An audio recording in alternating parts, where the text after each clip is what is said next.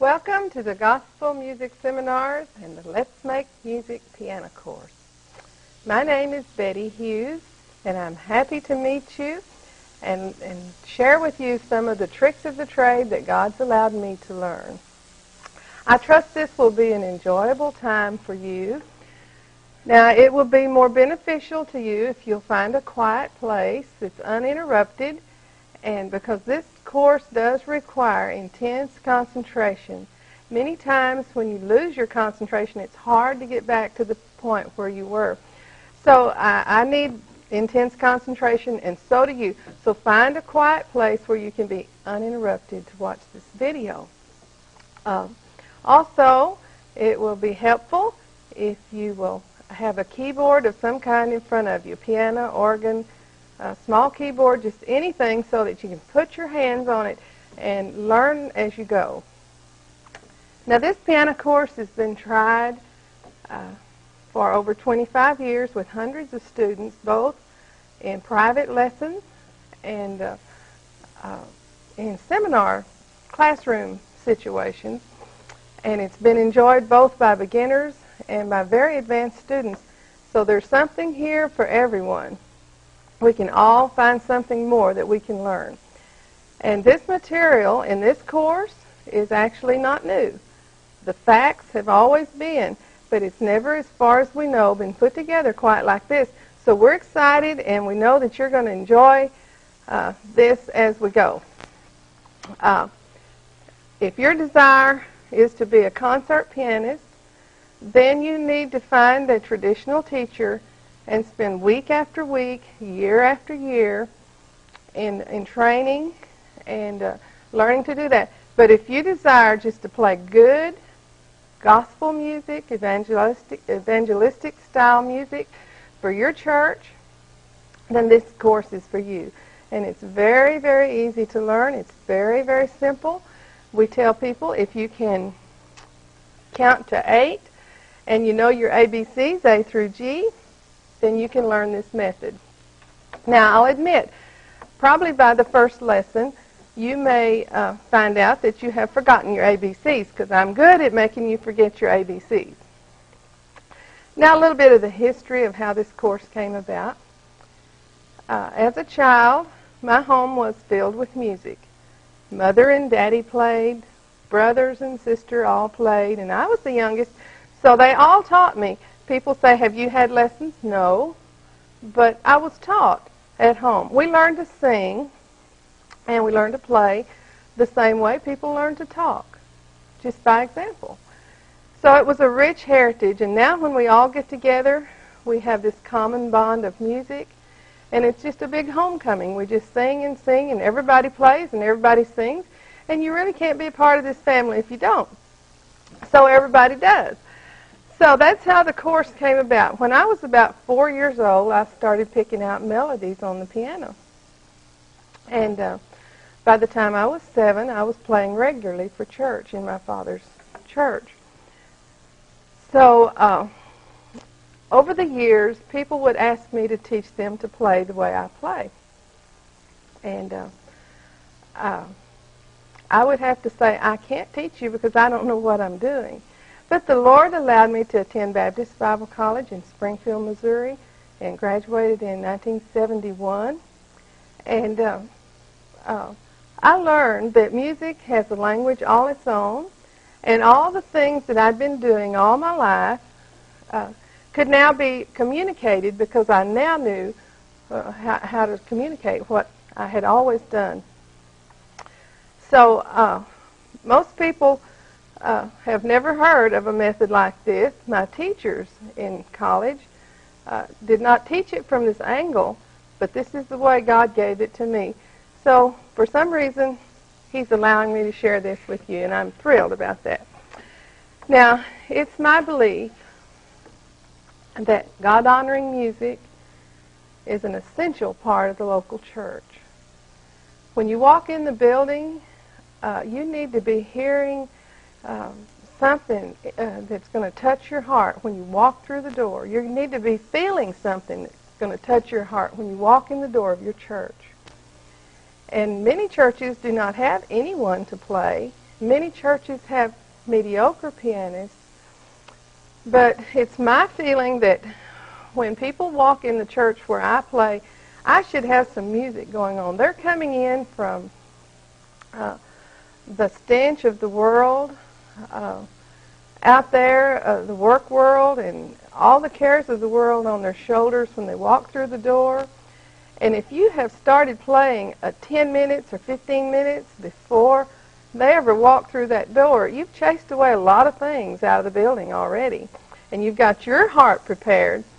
And when they walk in, they may hear phrases. I mean, you're just playing out of the hymnal, and they may hear phrases like, what a privilege to carry everything to God in prayer, just as you're playing that song.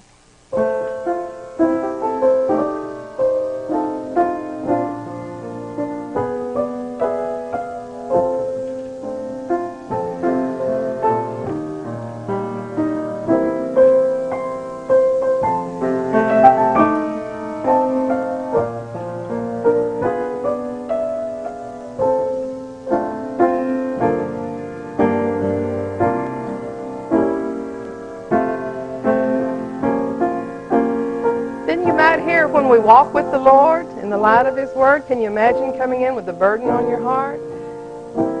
And you hear, what a glory He sheds on our way.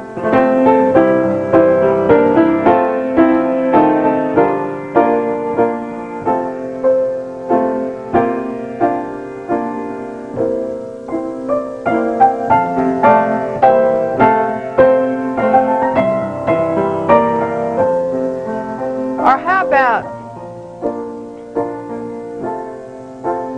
Jesus invites you here? Angels are lingering near. This is what you need when you walk in the church.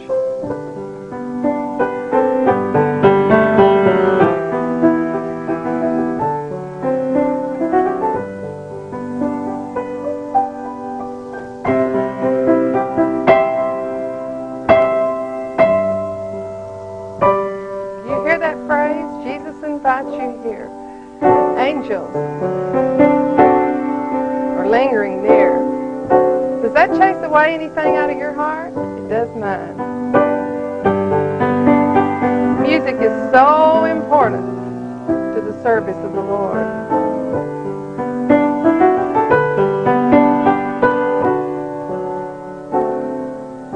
How about 'tis grace that brought me safe thus far?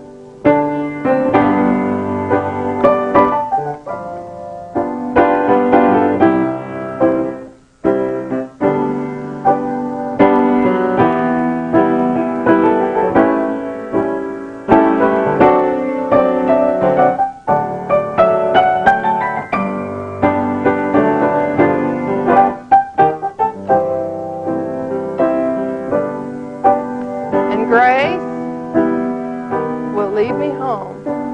That takes a lot of cares off of my back when I walk in the church and hear that. How about this one? I will cling to the old rugged cross and exchange it someday for a crown. You're more ready for the preaching of the Word when you've heard these phrases.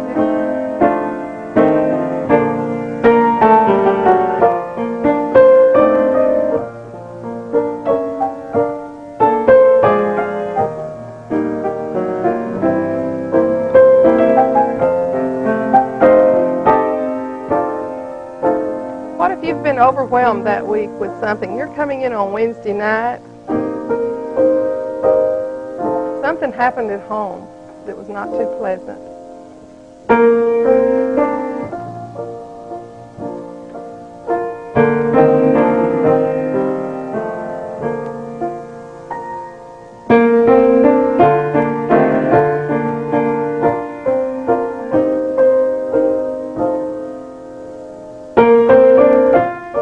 I must tell Jesus, and He will help me.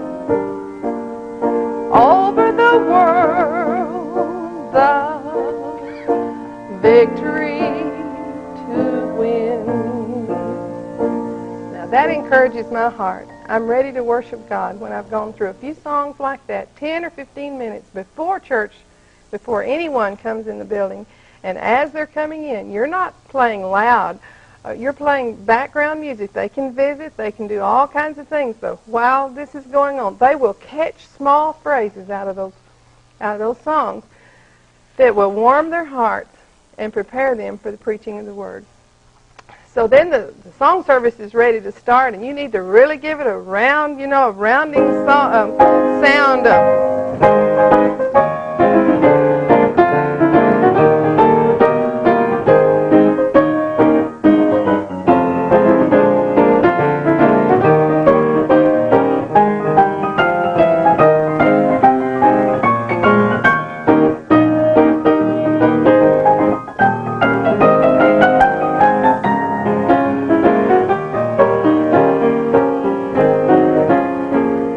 That Psalm 33, 3 and 4 says, play skillfully with a loud noise, for the word of the Lord is right. I've had people challenge me and say, that's not in the Bible. But you look, Psalm 33, 3 and 4. Play skillfully with a loud noise, for the word of the Lord is right. That's why we play, for the word of the Lord is right. We're there to worship God. So my prayer is that you might use this material to the glory of God.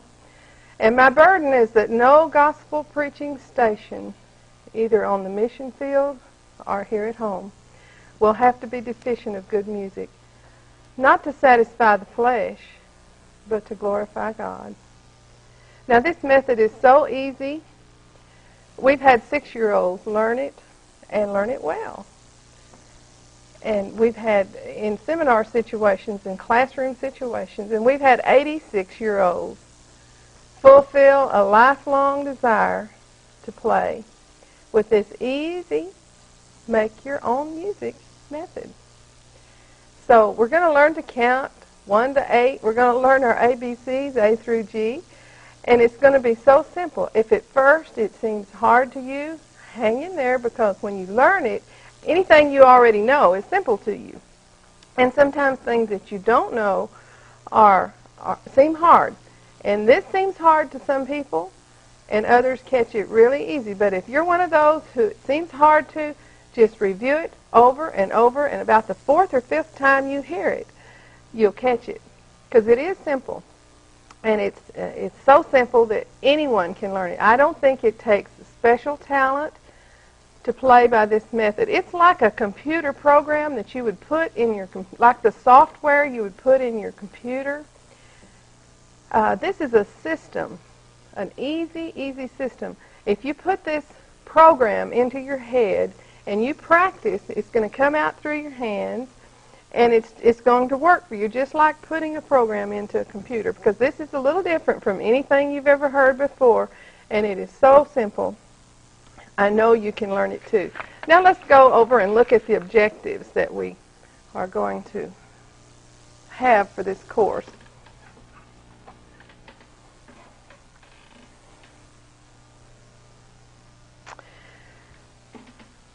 These look like pie in the sky, but they're really not. By the time you play the last lesson on this tape, you'll read these and you'll say, oh, I can do that, I can do that, I can do that. But when you first look at them today, you may say, not in a short period of time. But yes, you can. So here we're going to just read these off. By the end of this program, you should be able, to enhance the preaching of the gospel by having the understanding to do these things. Now, I said enhance the preaching of the gospel. The main event in a church service is the preaching of the gospel. Don't ever let music be the main thing in your church. The preaching of the gospel is what it's all about. And when you are enhancing the preaching of the gospel, you're not drawing attention to yourself, but you are simply warming hearts, preparing hearts for the main event. So that's the part music has to play. Now, number one, With this program, you'll be able to play for congregational singing in a very short time. We've had people come, preachers' wives, come and stay a week in my home that didn't play at all when they came, and we would work all day, every day with them. They'd go home and play for church Sunday. That's been repeated over and over again. Now, they may not play really skillfully, but they can play enough to get through the service, and it's much better than a service with no music. Number 2, you can transpose any song instantly. To play in one key, when you learn this method, to play in one key is just as easy to play as it is to play in another. So no matter where the song's written, it opens doors for people to sing specials that never could sing before because they don't have the range to sing the song in the key where it's written. So with this method, instantly, just instantly, you can put the song in the key they need it in. Now, if I were singing Amazing Grace, it's written in the key of G. I would screech, and you'll probably hear some of that before this tape's over, but I'll screech in the key of G where it's written. I don't sing well high. I have an alto voice, so I would put it down in the key of C, and I'd sing it there. I might demonstrate that for just a minute. You'll see what I mean. Amazing grace, how sweet the sound that saved a wretch like me. See, I don't like my voice high. Here's what I like, and you'll find people in the church that will sing specials if you can put it in the key where they need it, because they're comfortable there. I'm comfortable here. Amazing grace. See, I can express myself here. How sweet the sound that saved a wretch like me. See how much easier it is for me to sing it there? Don't sing well in any key, but if I was going to sing something, I'd need it down low, and many people in the church need that too. Now we're going to go back over to the board, but you need to be able to transpose any song instantly. We run into so many piano students that have taken for years and years and years, and they do not understand how to transpose. We've had people pay tutors to learn how to transpose. But there's one little phrase in lessons, I believe it's lesson number 6 in this course, that tells you exactly how to do that. And it's just as easy as playing it in the key it's written in. Because you're going to be making your own music anyway. You're not reading the music. You're playing using theory to play by ear. Okay, number 3, you'll learn to accompany singers in any key. You know, when there's a soundtrack going, you don't have the melody in the soundtrack. The singer sings the melody, and the soundtrack just backs you up. And so if you're competing, you know, if you're playing the melody and they're singing the melody too, you're competing with them. And they will, if they're a little bit flat or a little bit sharp, the piano will be right on key. Well, it shows them up. So you don't want to play the melody. So you're just going to be playing chords anyway, so you'll be able to accompany singers in any key. See, I'm not playing the melody now. Amazing grace, just chords. How sweet the sound. That's what a soundtrack does. So you'll be able to accompany singers that way, and that is your job, is to make them look good. Okay, the next thing, you'll learn to hear intervals in order to play by ear, and it'll also help you if you're a choir member or you're learning a new song that you've never heard before. It'll help you to do sight singing. Just look how far the notes are apart, and you'll learn. We're having ear training on this course, and you'll learn how to hear the different intervals so that when you see them on the printed page, you can sing those by ear, and it'll improve your sight singing. Okay, the next thing, we're going to improve our rhythm by learning patterns of directing music. It's not my purpose to make music directors out of you, although many music directors in churches that have had no training have taken this course and learned the proper way to direct the music. But my purpose in this is to make you feel the rhythm by having you direct it so that you'll play the rhythm in the proper manner. Wrong rhythm is just totally unacceptable in music. You have to keep the rhythm going, and you have to get the notes in the right place. And so if the beat is in the right place and the syllables fall in the off beat, it won't matter because your beat goes on. You'll learn that in lesson 3. Okay. Next, you're going to learn to hear chord changes and understand which chord to play. There's a reason for every chord, and it's the same thing in every key, so it all makes sense. Then you're going to move from 4-part playing to all over the keyboard style. 4-part playing, that's the 4 parts that's written in the songbook.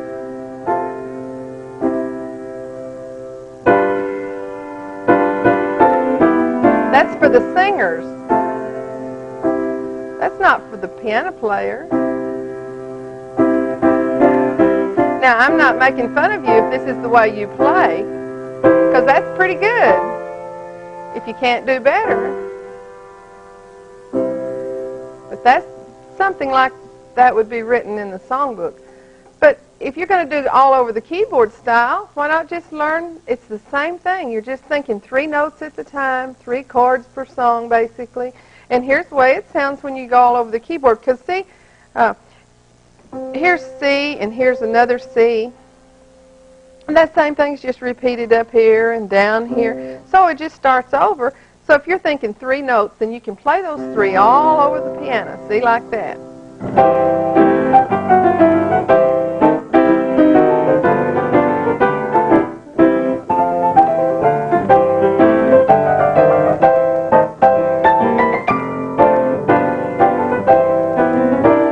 Learn some diminished and augmented and 7s, minors, and add to it. That's all over the keyboard.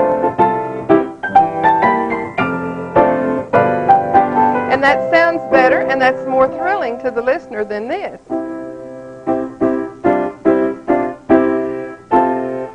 Okay? And it's simple. Believe me, it's very simple. Okay, we'll go back to the board. So you'll learn to hear chord changes and understand which chord to play. You'll move from 4-part playing to all over the keyboard style. Then next you'll learn some runs and some arpeggios, and we'll learn what those are a little bit later on. Now, know the whys of playing by ear. There's a logical reason for everything you do. And once you learn it in one key, then you apply it to all the keys. So there's whys. There's a lot of secrets of the trade that piano players don't tell you. Piano teachers don't tell you. Some of them don't know it. And there's a lot I don't know. But what I'm saying is that there's some whys and wherefores of why do you do this? Why do you go to that chord? Why do you go to this chord? What goes after a 2 chord? What goes after a 5 chord? What happens when you add a 7? All these whys are going to be answered. And I'm trying to motivate you to get excited about this course because it does work. Okay, then you'll learn to spell any chord that you might need. You'll learn to spell any chord that you might need by filling out a chord chart pattern. We'll learn inversions.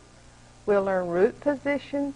We'll learn how to make minors, diminished, augmented, 6 chords, 7 chords, in all of the 15 keys that are available for you to play in. So as we close out this introductory section, let's just remember that when you see these at the end of this course, they look like something you're saying right now. You're saying, no, we can't do that in a short course like this. Yes, you can. And at the end, you will say, yes, I can do that. I can play for congregational singing. I can transpose any song instantly. I can hear chords. I can hear the intervals. I can direct music. I can do all this. I can play all over the keyboard because I'm going to practice, practice, practice.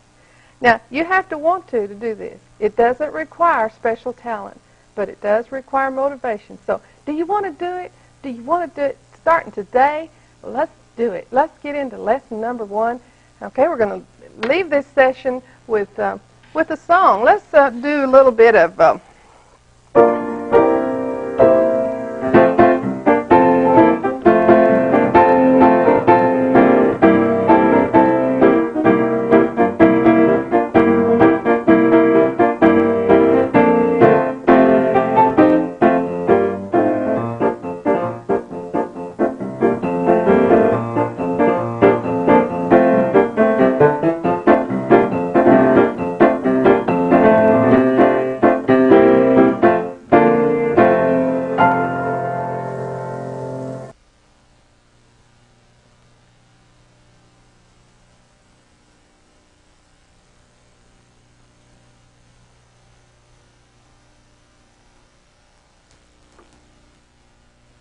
Well, are we ready to get started with lesson 1? I think so.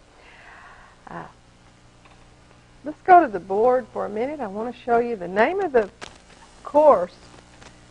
The piano course is Let's Make Music, because you're going to be making your own music.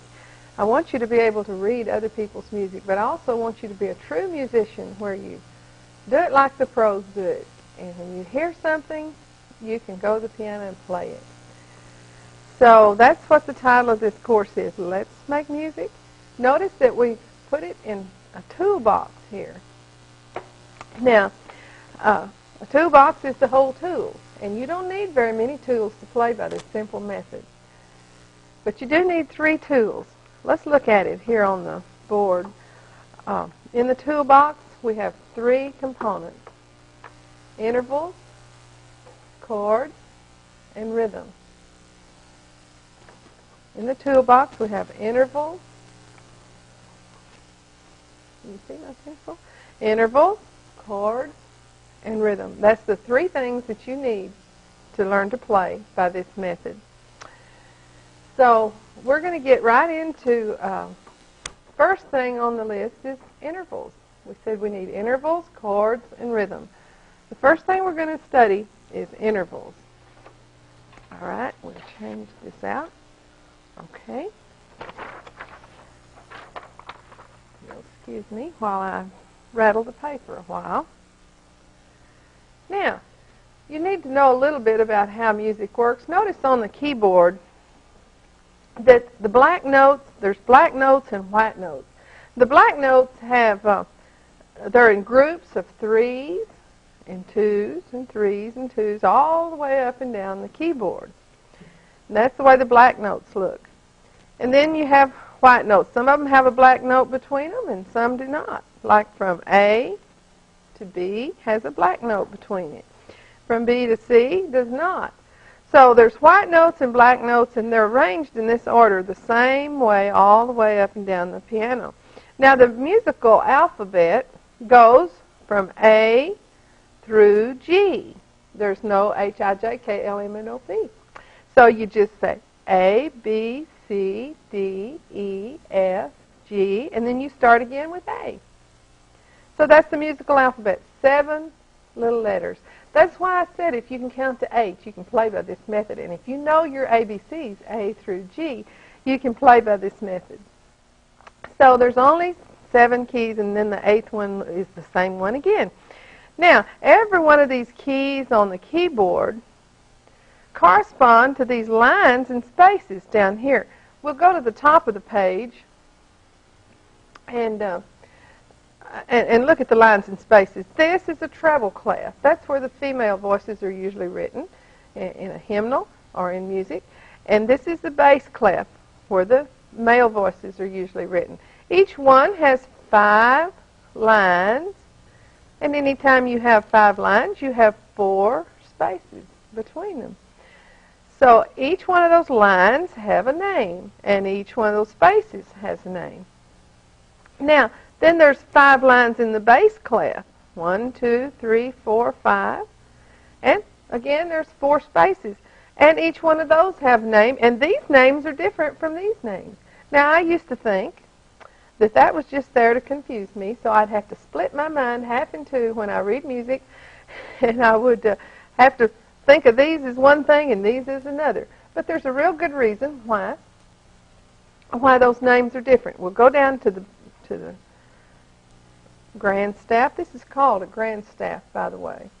We'll go down to the grand staff and find out why these lines and spaces are different from these lines and spaces. The bottom line in the bass clef happens to be a G. And it corresponds right up here between these black notes where this says G. So if you see a note on the bottom line, that's a G, a low G. The next note up would be a space. And so that space would be an A. Now, I told you we're learning to play by ear, and you're wondering, why is she teaching me to read the notes? You need to read the notes a little bit at least. It'd be good if you could read them well and read them fast. But you can play without all that. But you need to have at least a working knowledge of the lines and spaces and the notes they correspond to. Even though you may not be doing a lot of sight reading at the piano, you still need to have an understanding of that. So we get then to the next line, and it's a B. And we go right on up, A, B, C, D, E, F, G, and we get to the top space. We're to G again, and then the top line, the first letter of the musical alphabet, again, is A. All right, out in the middle we have a line, and that line is called a ledger line, and we have it's called middle C when you have a note on that line. So if that's C, then this note just before it has to be B. Now we stopped here on the top line of the bass clef with an A. So we go from A to B to C, and before we get to the bottom line of the treble clef, we're going to have a D. Right up because D comes after C. Now the bottom line of the treble clef is an E. So D, E, F, G, A, B, C, D, E, F. So we start with G at the bottom and go straight through the musical alphabet to the top line, and then we've come to an F. That's why these lines have to be different names than these, because it has to go in continuity right up the alphabet, right up the musical alphabet from G up through A, and then G again, A, B, C, D, E, F, G, A, B, C, D, E, F. So, a good way to remember the lines and spaces in the bass and treble clef is to memorize little slogans. Most people already have heard this, but let's go over it a little bit. The bottom line is E. Let's say the names of the lines in the treble clef. E, G, B, D, F. Nearly everybody's heard every good boy does fine. Well, that just helps you remember that they're E, G, B, D, F. Every good boy does fine. Then the spaces, F, A, C, E. That's easy to remember because it spells a word. Now that's just the treble clef. Now remember I said the bass clef has different names. So we'll go down here, and we said the bottom line is G. So let's say the lines. Always start at the bottom when you say the lines. G, B, see it corresponds up here to this B, D, F, A. So a good slogan to help you remember that is good boys do fine always. We usually have some boys in our class, men usually, and I say good boys do, but they don't do much. Okay, you didn't get my face on that one. I'm glad for that. All right. Good boys do fine. Always. Yes, always. Good boys do. All right, the spaces in the bass clef is A, C, E, G. A lot of people think of that as all, calves, eat grass. But now grass means something it didn't used to mean. So a teenager told me one time, he said, all cars eat gas. And that's the way he remembered those. So whatever you need to do to write these slogans down. Every good boy does fine up here in FACE. Down here, good boys do fine always. And ACEG. Okay, so that explains why the lines and spaces have different names in the treble clef than they do in the bass. And now you can see how they relate to each note on the piano. All right, I need to move down to the sharps and flats. I made a little note right here, inharmonic tones. And the definition for that is a note with two or more names. Notice down here we have where there's two black notes. The one to the left is a C sharp, because a sharp means to play the next key to the right. So we have C sharp here. Notice over here it's the very same note. And we have D flat on that one. A flat means to play the next key to the left. And you really need to remember that. A sharp raises the note a half a step, and a flat lowers the note a half a step. So this can be called C sharp, or it can be called D flat, either one. However, that's called an inharmonic tone. Any note with two or more names is an inharmonic tone. That just means it has two or more names. All right. So with that information now, we'll move that and go to lesson 1.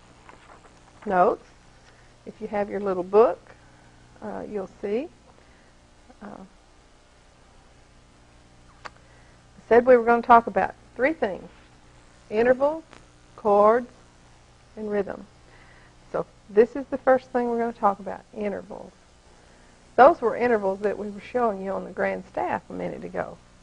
But the definition for an interval is the distance between 2 tones. If we could look at the keyboard for a minute, we could say, how far is it from C to D? Well, that's an interval. That's how far is it. That's all it means. That's what an interval means. It's the distance between 2 tones, or 2 notes, or 2 keys. All those terms are interchangeable. So if I go from C to E, that's a bigger interval, isn't it, between C and E? If we go from C to F, see, that's an interval, a bigger one. You get bigger and bigger from C to G, bigger interval. C to A, bigger interval. C to B, and then C to C is an interval of an octave. And we're going to learn all those terms. Now, I said earlier that music has a language all its own, and that if we can communicate by knowing these terms, and that's what lesson 1 is really about, is terminology. If we can communicate, like if I tell you to play a scale and you don't know what a scale is, you might play a chord. So we need to be able to communicate back and forth on these simple little terms. There's not very many to learn. But an interval is the distance between 2 tones, simply how far is it from one place to another. A scale is a series of intervals within an octave made up of half steps and whole steps. Now, there's some terms there that you may not understand yet. There's the word octave, there's the word half step, and there's the word whole step. So a scale is a series of intervals within an octave made up of half steps and whole steps. Letter B. An octave is simply 2 notes of the same name 8 degrees apart. 2 notes of the same name, like C to C, A to A, B to B. Okay, then letter C says a half step. This is so important to remember. There's not anything in this course that's not important, because what we did was we took out all the non-essentials that you didn't need out of music theory, all the things that you don't have to know just to play the piano. I sat down one day and I said, if I didn't know anything, how much of all this mountain of material they give us in college, how much of it would I really have to know to play the piano? And I came up with 6 little small pages about like this one. So it's not very much. So everything that's here is definitely essential. You need to know what a half step is. All right? So a half step is no key between. You'll really need that in just a moment when we start to make scales. Letter D says a whole step has 1 key between. Maybe we should demonstrate that. Okay, between C and D is a whole step because it has a key between, has a black key between. From B to C is a half step. It has no key between. But black notes and white notes are all equal. So if I said from B to C sharp, that would be a whole step because it has 1 key between. That key is C. Anytime it has 1 key between, it's a whole step. When it has no keys between, it's a half step. Look between E and F. Is that a whole step or a half step? See, there's no key between, so it's a half step. But from F to G is a whole step because it has a key between. So it doesn't matter if it's black or white. We're on letter D. If it has 1 key between, it is a whole step. Now, there's a difference in a whole note and a whole step. Many people that have taken this course get mixed up on the terminology here. Don't say half note and whole note. That means something else. Here we're talking about half step and whole step.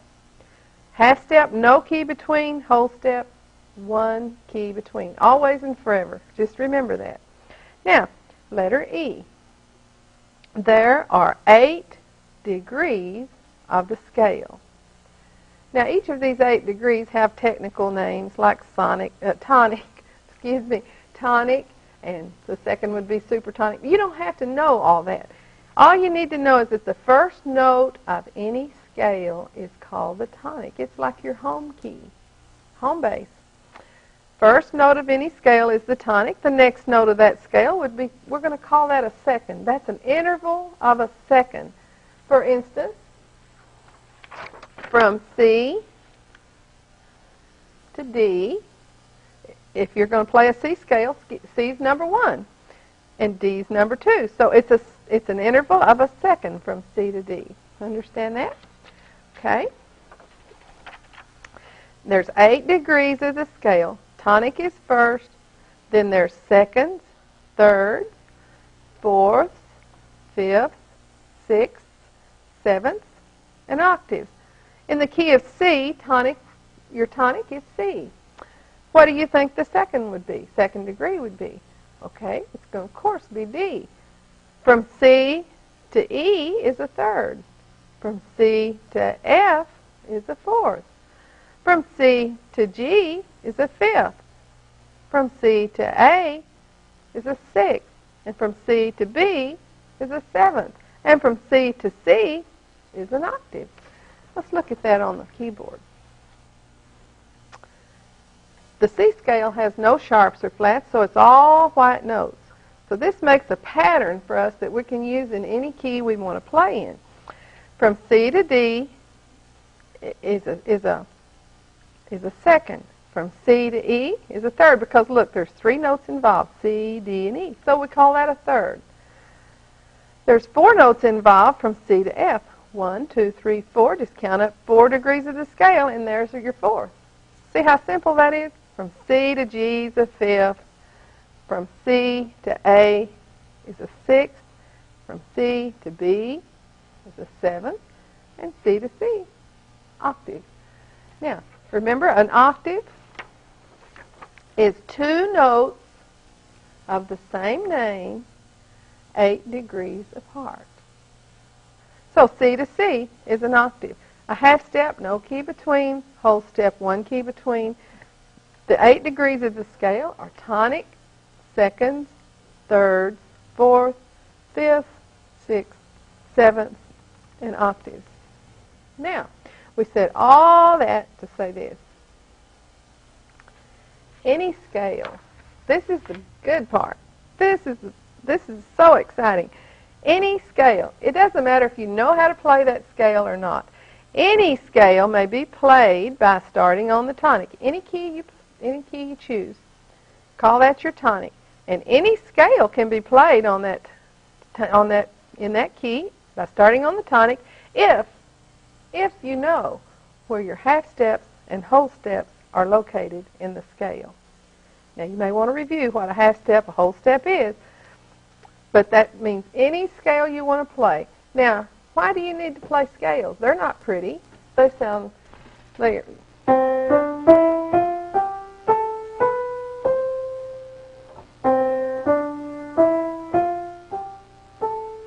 While we're on the subject, and you can see here, let's number our fingers. Thumbs are number 1 on both hands.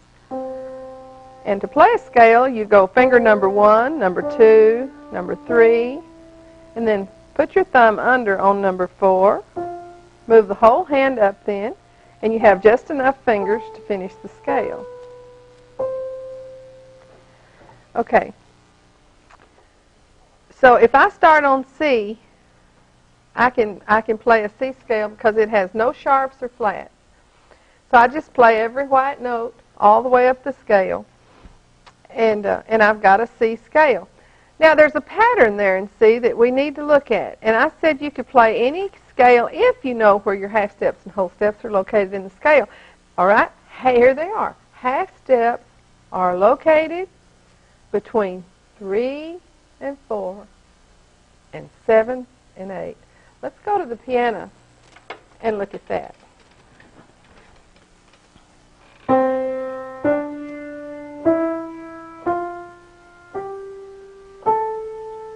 We need to look at the keyboard here, and all right, 1 to 2, C to D. Is that a whole step or a half step? See, it has one key between. C to D has a black key between, so it's a whole step, right? Whole step has one key between. D to E, this is number 2 to 3, is a whole step. It has a black note between, right there. Okay, 3 to 4, see that? No key between. So here's our scale, 1, 2, 3, 4. Okay, 1 to 2 was a whole step, 2 to 3 is a whole step, but 3 to 4 is just a half step.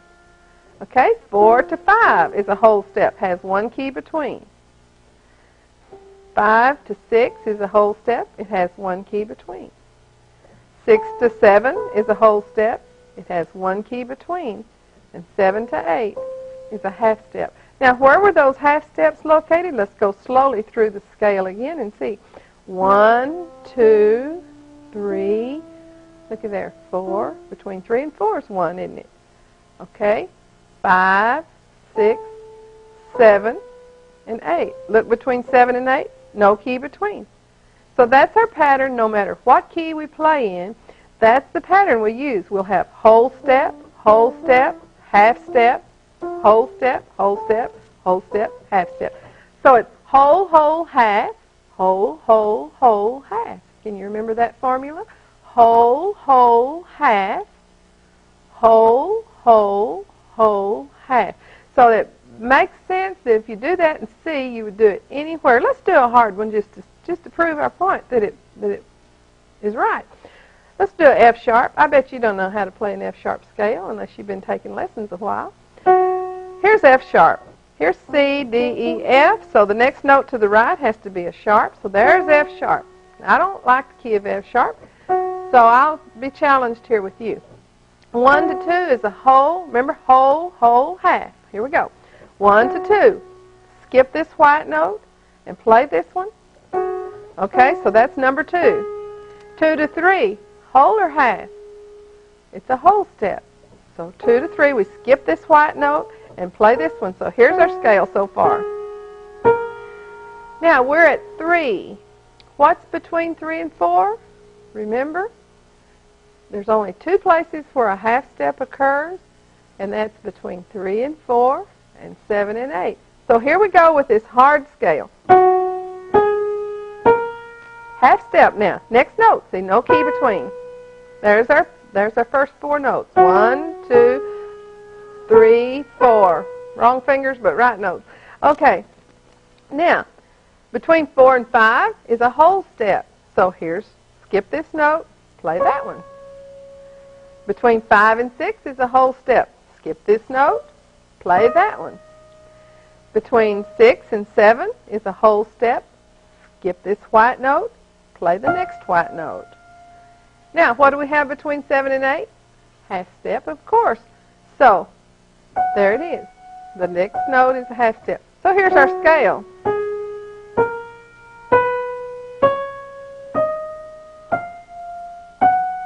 See? If you didn't know how to play an F-sharp scale, you'd use the same pattern you had down here in C. Whole, whole, half, whole, whole, whole, half. That's all you have to remember. Now, let's go to page 5 and look at these. Let's see if we can get a side, a side view of this one.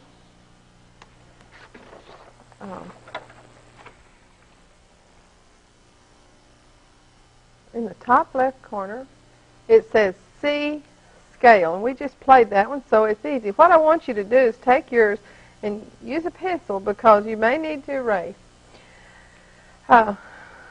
We're just going to put numbers on every white note from C to C. From C to shining C. Okay?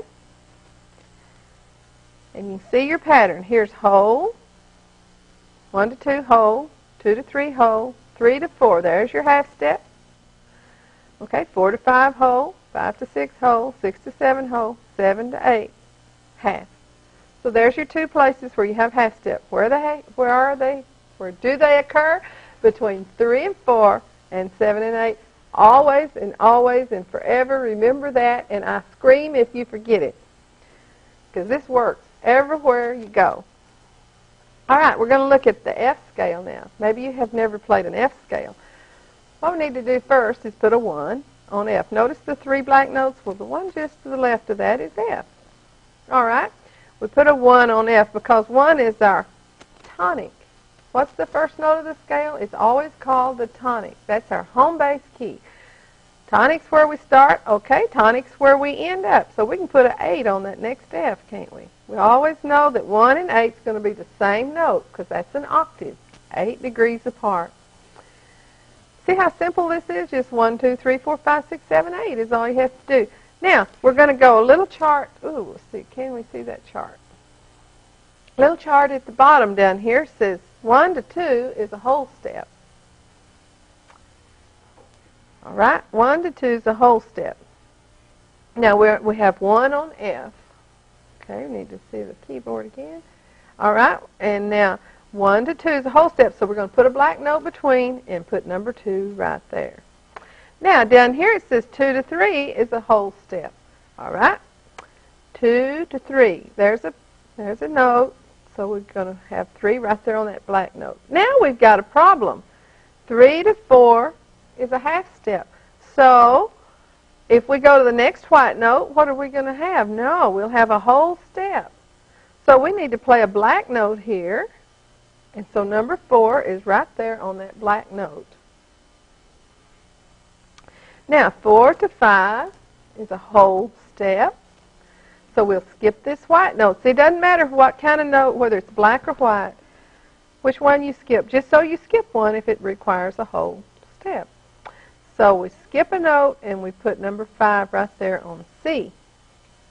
Now 5 to 6 is a whole step. So we skip the black note and we go to number 6 right there. And 6 to 7 is a whole step. So we skip the black note and we put 7 right there. And now look at 7 and 8. There's your half step, just fell into place naturally. And here's where your other half step was between 3 and 4 and 7 and 8. See, it doesn't matter what key you're playing in. That little rule works, does it not? Now, have you ever wondered why the key of F has 1 flat? It has to have a flat in order to get those half steps in their proper place. If you play a scale, I'll play an F scale. and you don't put that half step there, it sounds wrong.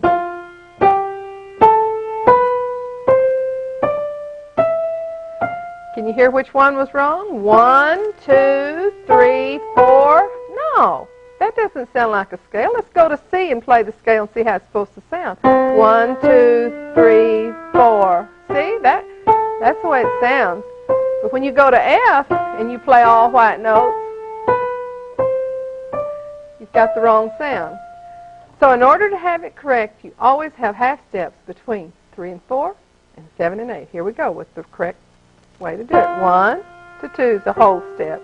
2 to 3 is a whole step. 3 to 4 is a half step that requires us to flat the B. And 4 to 5 is a whole step, so we have C. We don't have any more black notes, but the key of F has one flat because you've got to get it in its proper place, that half step. And there's the whole scale. So this whole, whole, half, whole, whole, whole, half always works no matter where you start. We'll do some more scales in a little bit, but right now, let me do this.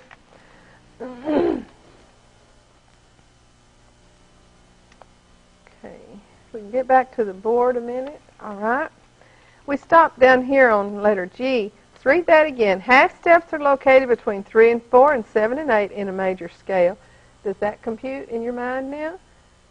If you put those half steps between 3 and 4 and 7 and 8, your scale will be correct. Now, why do we need scales? I think I asked that question and didn't answer it a while ago. Scales make chords. Scales make chords. And chords make songs. Just like words make sentences, and sentences make paragraphs, and paragraphs make stories. If you can play a scale, then you can play a chord. And if you can play a chord and learn 3 of them, you can play a song. So our students are usually playing songs the very first hour that they're in class. So you're almost ready to play if you know that much. Half steps located between 3 and 4 and 7 and 8.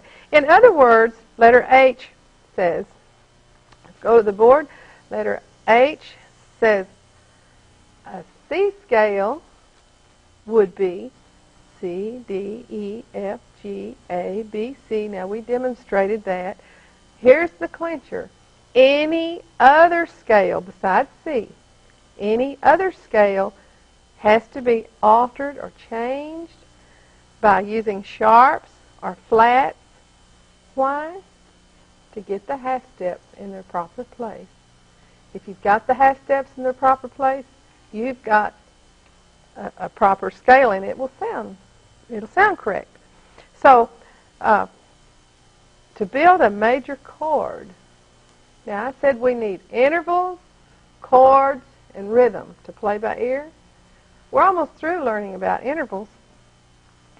To build a major chord, all you do is play intervals from the major scale of 1, 3, and 5. For instance, we made a C scale here. Okay, let's go back to the board.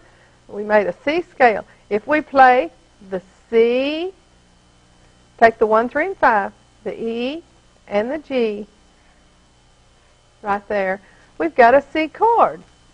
C, E, G is a C chord.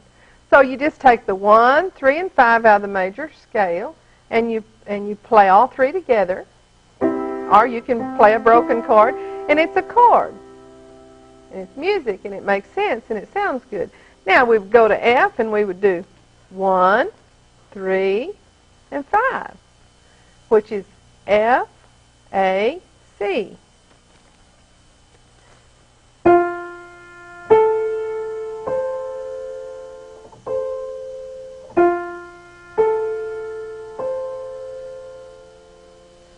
F, A, C, 1, 3, and 5, starting with 1 on F. You have an F chord now. So there's 15 keys you can play in.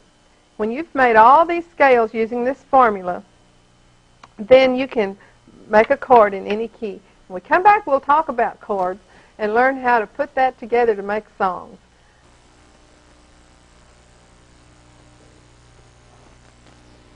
All right, we're ready for Lesson 2. Now, remember the last thing we had on Lesson 1? It said, to build a major chord, play intervals from the major scale of 1, 3, and 5.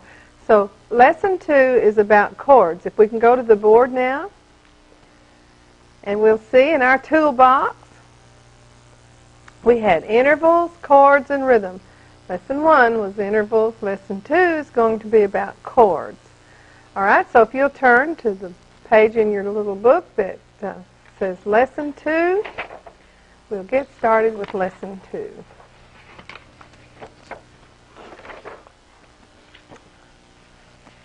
Okay.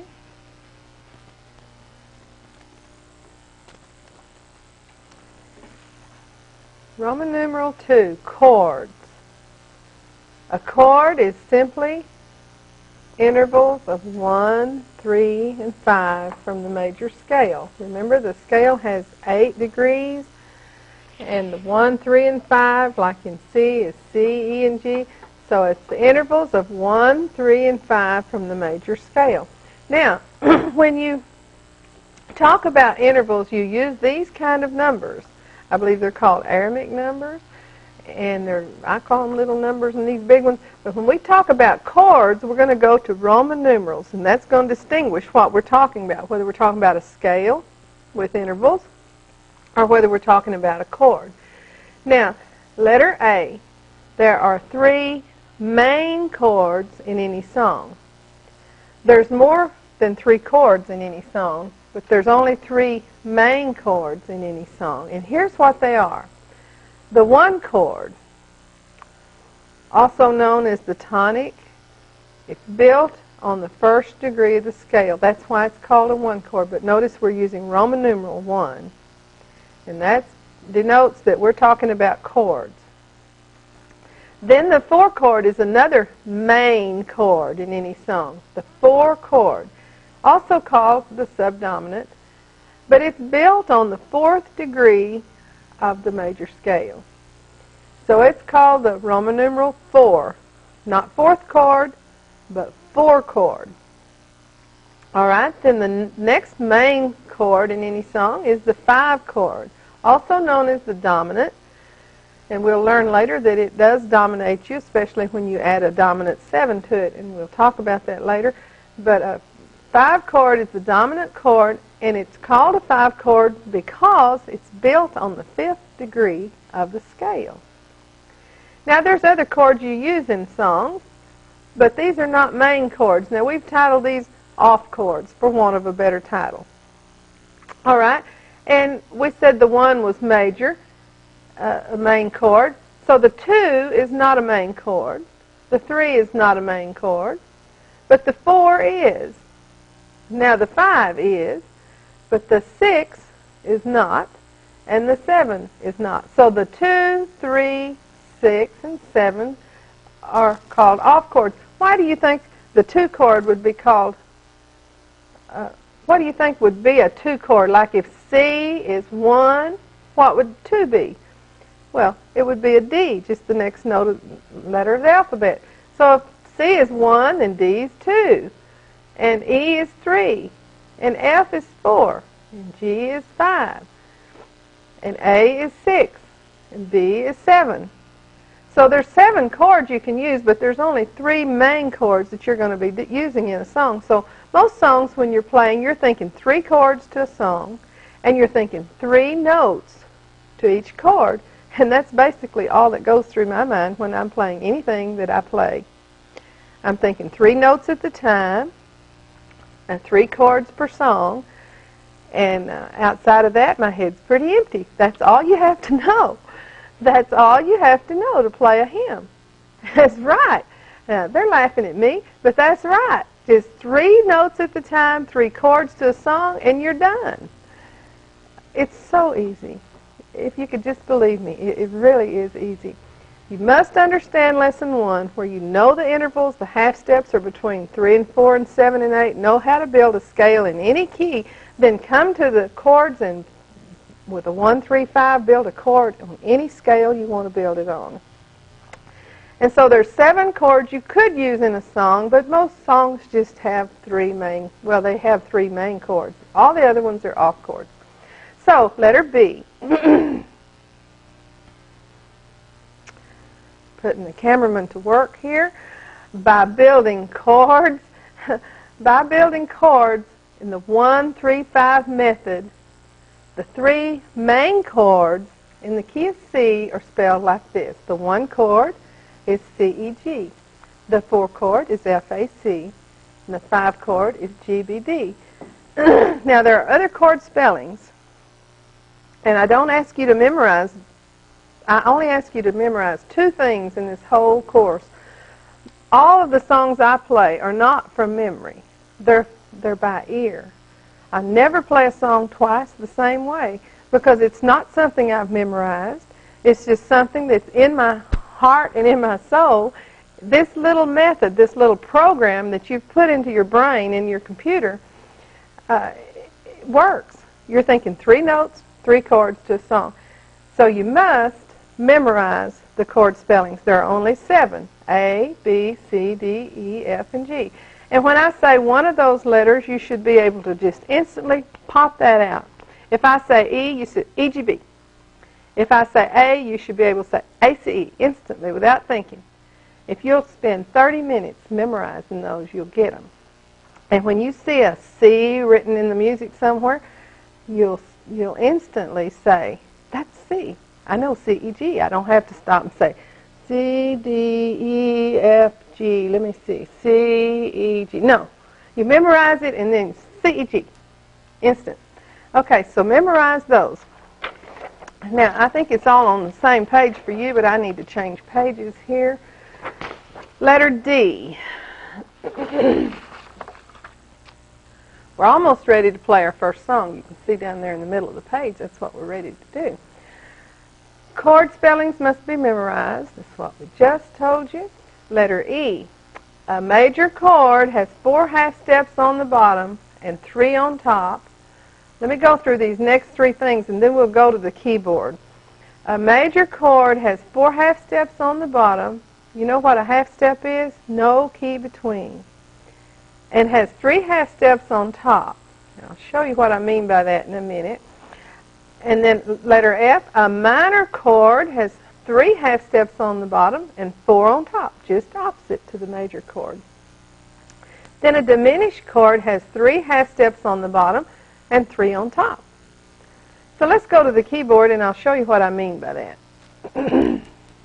And I'll also show you why the 1, 4, and 5 chord are the main chords in any song. This is really makes it simple. If we can get to the keyboard now. All right. By the bottom half of the chord, I meant the half that's closer to the low end of the piano, like from C to E is the bottom half of the C chord. And then from E to G is the top half of the C chord. Now notice, between C and E, I'm going to use these fingers so you can see better. I have 1, 2, 3, 4 half steps between C and E. And then I have 1, 2, 3 half steps between E and G. That proves that a major chord has 4 half steps on the bottom and 3 on top. But now I'm going to move up to a 2 chord. Remember what a 2 chord, if C's 1, what's 2? C. And I play every other note of the scale, which there's no black notes in the key of C, so I'm just going to have all white notes. But look what I have, D, F, and A. All right? I have 3 half steps on the bottom, 1, 2, 3. And I have 4 on top, 1, 2, 3, 4. That means that's a minor chord. Minor chord. Then I move on up to number 3. Here's 1, 2, 3. Okay, I build a chord there, 1, 3, 5 from there. And look what I have. 1, 2, 3 half steps on the bottom and 4 on top. So that's a minor chord. So the 1's major, the 2's minor, the 3's minor. But look what happens when I get to the 4. 1, 2, 3, 4 on the bottom and 1, 2, 3 on top. So now I have a major chord. Do you see why the 4 chords is one of the main chords? It naturally falls major. Major, minor, minor, major. Now look what happens when this is 4. If F is 4, then G's got to be 5, right? So if I go to the 5 chord, Roman numeral 5, when you talk about chords, it's Roman numeral.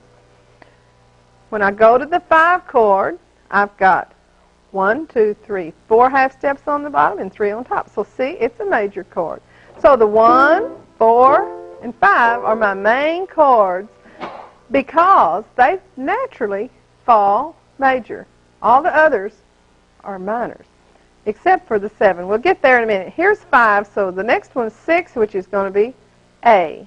A-C-E, minor chord. So the 6th chord falls a natural minor. 1, 2, 3, 4 on top. So that's a minor. Then we get to the 7. Okay? This is a diminished chord. It's not one of the main chords because it's not major. So it has 3 half steps on bottom and 3 on top, and you'll see that in your notes. I only told you that to show you why the 1, 4, and 5 are the main ones, because they naturally fall major. All the rest are something else. They're either minor or diminished. So any song has 3 main chords. It's the 1, the 4, and the 5. Notice when you count up from 1 to 4, 1, 2, 3, 4, then that 4 now becomes 1 for your next chord. So you go 1, 3, 5 from the F, and you've got an F chord. Then you move up to the 5 up from C, 1, 2, 3, 4, 5, and you go 1, 3, 5 from there, and you've got a chord, a major chord. So there's your, and you do that in any key that you play in, as we'll see on the chord chart in just a little bit. Now the next thing is to play your first song, but we need on our page 5 on our scales, we only did 2 scales on page 5 when we had lesson 1, so we need to go back and we need to do 1 more scale. So we'll have 3 here because we're going to need how many chords for each song? 3. And we only have 2 done. So let's go to the, you know, if C is 1 and F is 4, what's 5? Has to be the next letter after F, and by now hopefully you've forgotten your alphabet.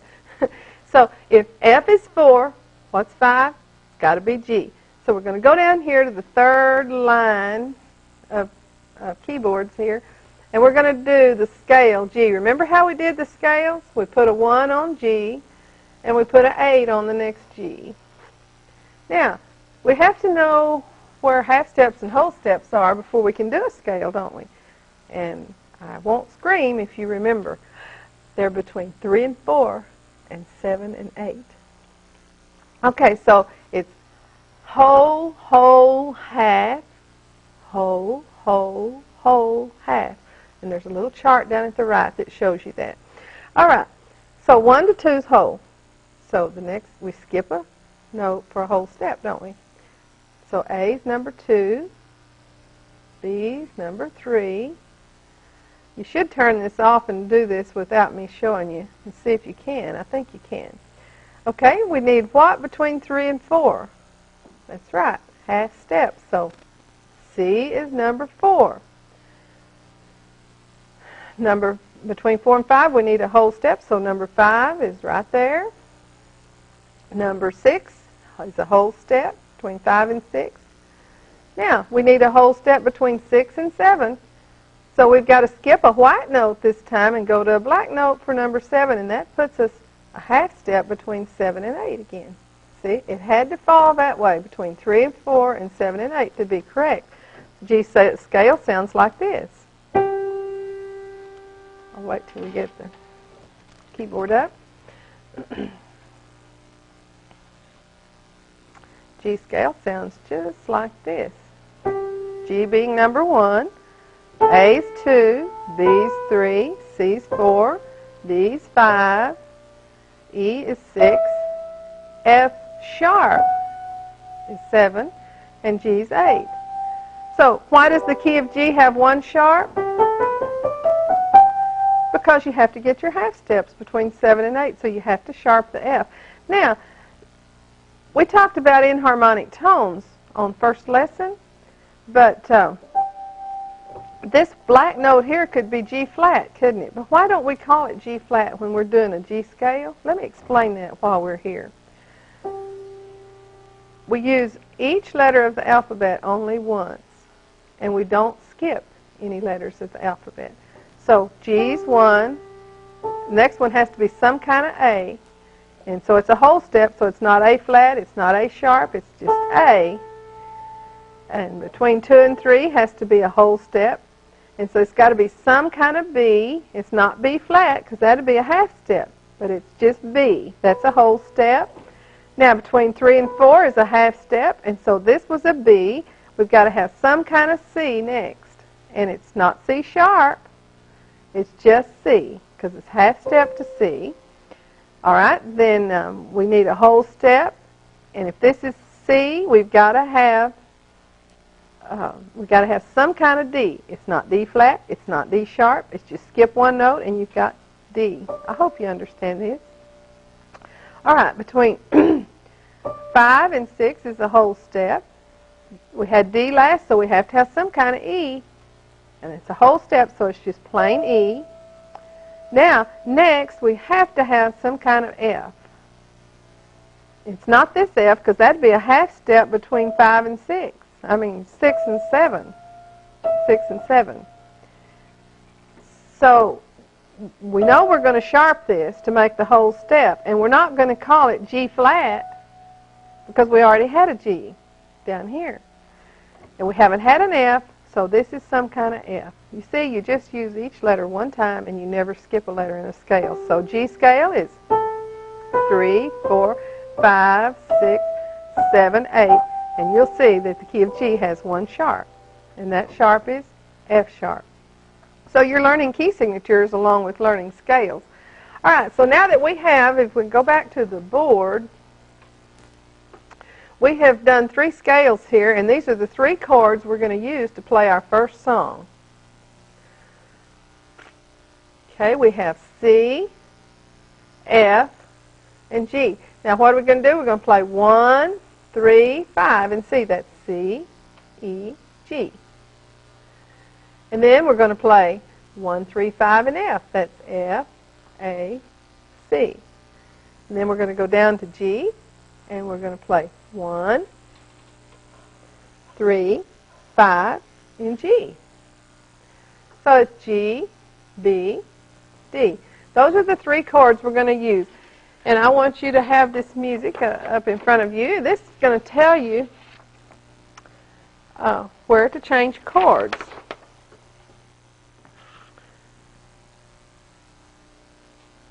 See the Roman numerals over the words?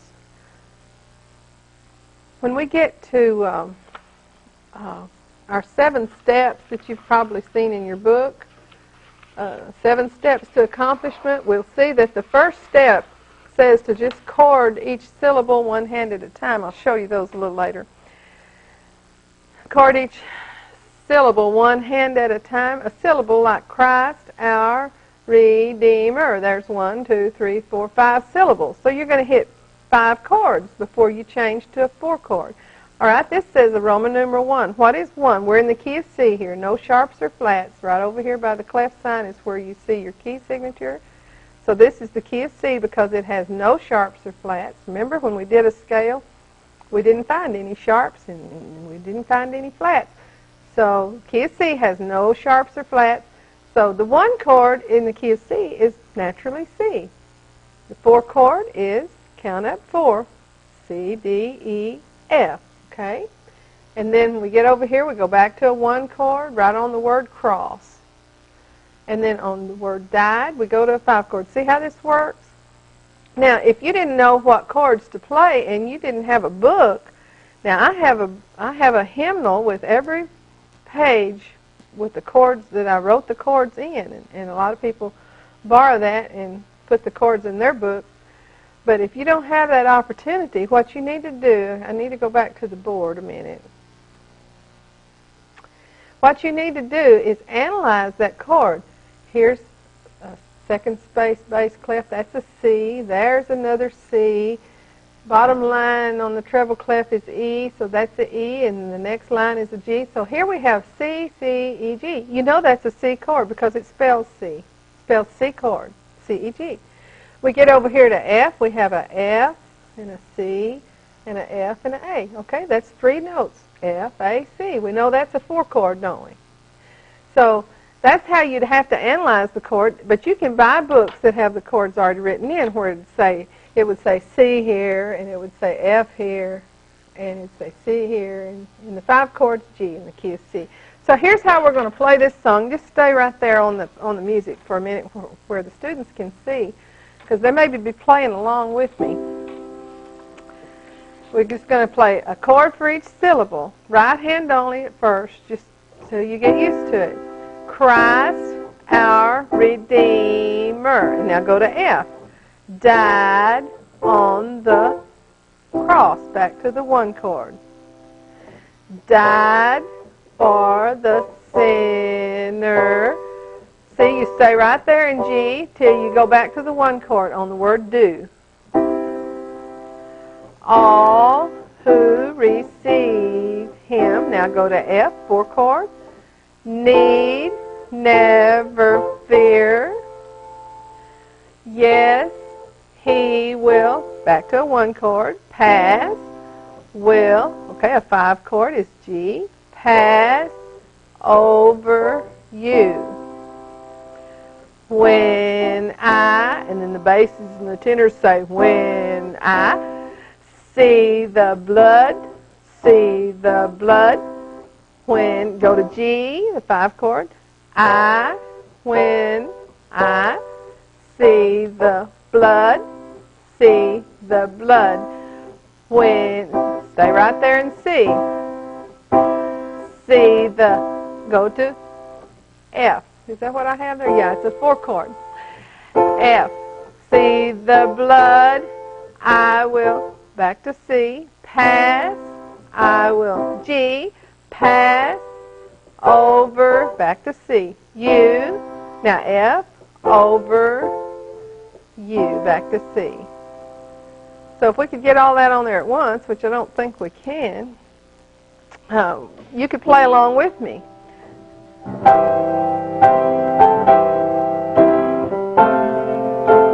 Now just change to G right here. C, F,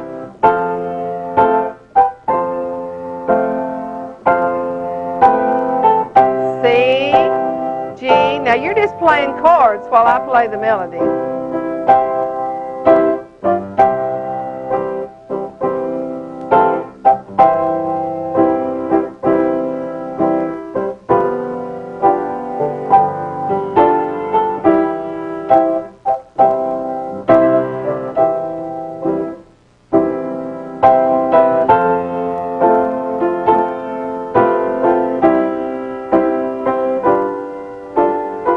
Isn't that fun to play along with that? All you're doing is just the chord while I play the song. If a congregation was singing, though, and you had to play like this, it sure beat nothing. Now, that's root position chords. We had that,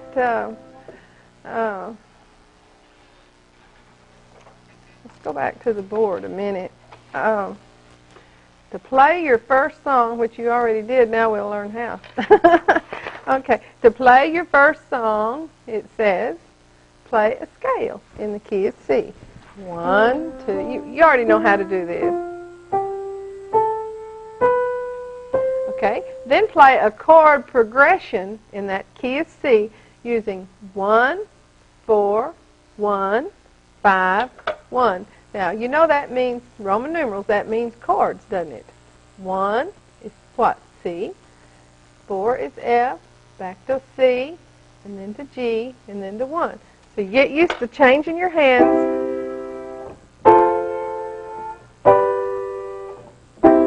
And play those 4 chords, those 3 chords, I'm sorry, in the root position. Now, the next thing says to learn these inversions. We're going to play the one chord in root position. And when we come back in a little bit, we're going to have a chord chart, and you'll understand more about what root position, second inversion, first inversion means. But we're going to play the one chord in root position. We're going to play the 4 chord in second inversion and 5 chord in first inversion. You'll see that on your chord chart. And when we come back for the next session, we're going to have learn those inversions. We're going to work on chord charts. So we'll probably spend another lesson on chords. And we're going to go through these 7 steps to accomplishment that you have in your book. And I'll demonstrate to you what each step is. You just stay on one step until you're comfortable with that and then move on to the next. Each step is important. Even if you're an advanced student, each step is important to get this in your head and to help you understand, because when you're playing, you're just thinking three things at once. C, E, G, F, A, C, G, B, D. That's all you're thinking. You got time to smile and talk.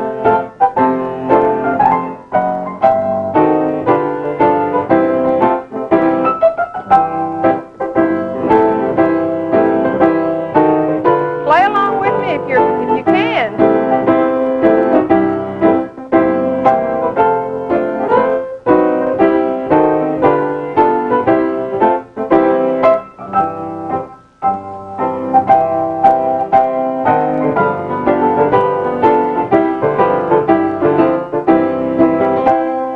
Chords.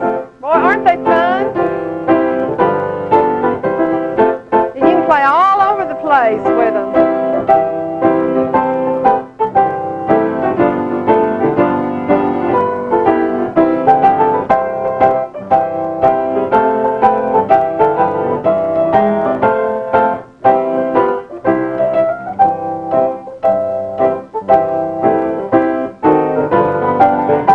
I want to motivate you to do this. It's so much fun.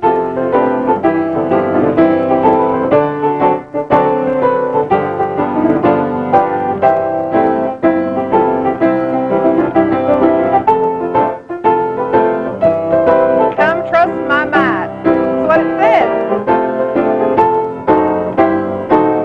My burden is light. Isn't the Lord great? Praise His name.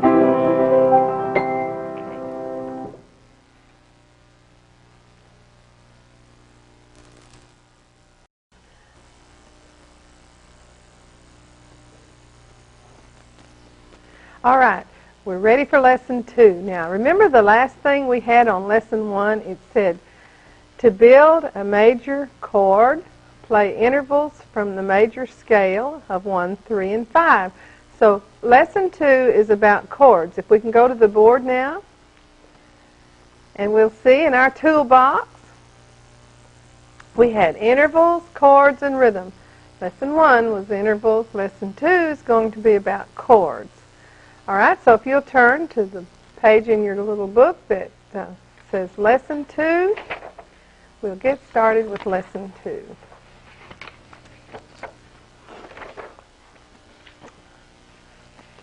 Okay.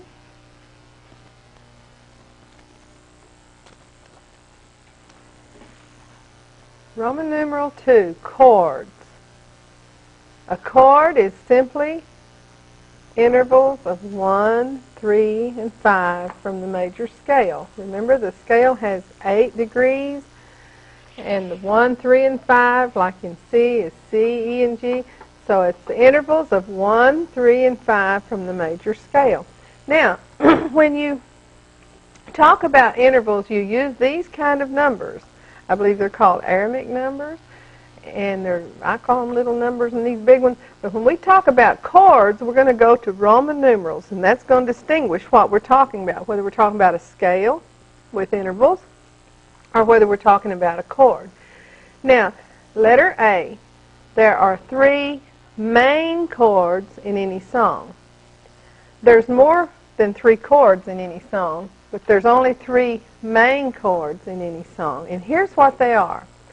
The 1 chord, also known as the tonic, it's built on the first degree of the scale. That's why it's called a 1 chord. But notice we're using Roman numeral 1. And that denotes that we're talking about chords.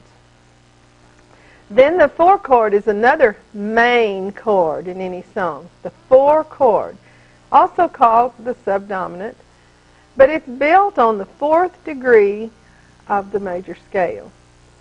So it's called the Roman numeral 4. Not 4th chord, but 4 chord. All right, then the next main chord in any song is the 5 chord, also known as the dominant. And we'll learn later that it does dominate you, especially when you add a dominant 7 to it, and we'll talk about that later. But a 5 chord is the dominant chord, and it's called a 5 chord because it's built on the 5th degree of the scale. Now, there's other chords you use in songs, but these are not main chords. Now, we've titled these off chords, for want of a better title. All right, and we said the 1 was major, a main chord. So the 2 is not a main chord. The 3 is not a main chord. But the 4 is. Now, the 5 is, but the 6 is not, and the 7 is not. So the 2, 3, 6, and 7 are called off chords. Why do you think the 2 chord would be called, what do you think would be a 2 chord? Like if C is 1, what would 2 be?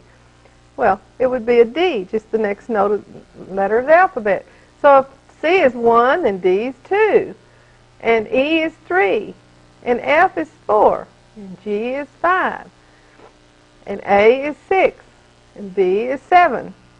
So there's 7 chords you can use, but there's only 3 main chords that you're going to be using in a song. So most songs, when you're playing, you're thinking 3 chords to a song, and you're thinking 3 notes to each chord, and that's basically all that goes through my mind when I'm playing anything that I play. I'm thinking 3 notes at the time, and 3 chords per song, and outside of that, my head's pretty empty. That's all you have to know. That's all you have to know to play a hymn. That's right. Now, they're laughing at me, but that's right. Just 3 notes at the time, 3 chords to a song, and you're done. It's so easy. If you could just believe me, it really is easy. You must understand Lesson 1, where you know the intervals, the half steps are between 3 and 4 and 7 and 8, know how to build a scale in any key, then come to the chords and with a 1, 3, 5, build a chord on any scale you want to build it on. And so there's 7 chords you could use in a song, but most songs just have 3 main, well, they have 3 main chords. All the other ones are off chords. So, letter B. Putting the cameraman to work here. By building chords, in the 1, 3, 5 method, the 3 main chords in the key of C are spelled like this. The 1 chord is C, E, G. The 4 chord is F, A, C. And the 5 chord is G, B, D. Now, there are other chord spellings. And I don't ask you to memorize, I only ask you to memorize 2 things in this whole course. All of the songs I play are not from memory. They're by ear. I never play a song twice the same way because it's not something I've memorized. It's just something that's in my heart and in my soul. This little method, this little program that you've put into your brain, in your computer, works. You're thinking 3 notes, 3 chords to a song. So you must memorize the chord spellings. There are only 7. A, B, C, D, E, F, and G. And when I say one of those letters, you should be able to just instantly pop that out. If I say E, you say E, G, B. If I say A, you should be able to say A, C, E instantly without thinking. If you'll spend 30 minutes memorizing those, you'll get them. And when you see a C written in the music somewhere, you'll instantly say, that's C. I know C, E, G. I don't have to stop and say C, D, E, F, G. Let me see. C, E, G. No. You memorize it and then C, E, G. Instant. Okay, so memorize those. Now, I think it's all on the same page for you, but I need to change pages here. Letter D. We're almost ready to play our first song. You can see down there in the middle of the page, that's what we're ready to do. Chord spellings must be memorized. That's what we just told you. Letter E. A major chord has 4 half steps on the bottom and 3 on top. Let me go through these next 3 things and then we'll go to the keyboard. A major chord has 4 half steps on the bottom. You know what a half step is? No key between. And has 3 half steps on top. I'll show you what I mean by that in a minute. And then letter F, a minor chord has 3 half steps on the bottom and 4 on top, just opposite to the major chord. Then a diminished chord has 3 half steps on the bottom and 3 on top. So let's go to the keyboard and I'll show you what I mean by that. And I'll also show you why the 1, 4, and 5 chord are the main chords in any song. This really makes it simple. If we can get to the keyboard now. All right. By the bottom half of the chord, I meant the half that's closer to the low end of the piano, like from C to E is the bottom half of the C chord. And then from E to G is the top half of the C chord. Now notice, between C and E, I'm going to use these fingers so you can see better. I have 1, 2, 3, 4 half steps between C and E. And then I have 1, 2, 3 half steps between E and G. That proves that a major chord has 4 half steps on the bottom and 3 on top. But now I'm going to move up to a 2 chord. Remember what a 2 chord, if C's 1, what's 2? C. And I play every other note of the scale, which there's no black notes in the key of C, so I'm just going to have all white notes. But look what I have, D, F, and A. All right? I have 3 half steps on the bottom, 1, 2, 3. And I have 4 on top, 1, 2, 3, 4. That means that's a minor chord. Minor chord. Then I move on up to number 3. Here's 1, 2, 3. Okay, I build a chord there. 1, 3, 5 from there. And look what I have. 1, 2, 3 half steps on the bottom and 4 on top. So that's a minor chord. So the 1's major, the 2's minor, the 3's minor. But look what happens when I get to the 4. 1, 2, 3, 4 on the bottom, and 1, 2, 3 on top. So now I have a major chord. Do you see why?